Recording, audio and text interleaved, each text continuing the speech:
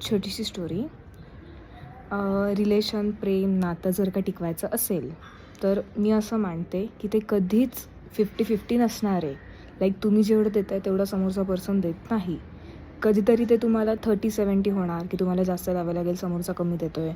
कधी 10-90 पण होतं, कधी 0-100 पण होईल, कधी 50-50 होईल किंवा समोरचा 100 देईल, तुम्ही 0 द्याल. ह्या प्रत्येक फेजेस येत जातात आणि त्या फेजेसला जर का तुम्ही पार करून जर का ते राहत असेल तर ते प्रेम आहे आणि मग ते टिकतं. आणि मोस्ट इम्पॉर्टंट थिंग खास करून मुलांसाठी की मुलगी सोडून जाते, मुलगा सोडून जातो, ब्रेकअप होतं आहे वगैरे वगैरे.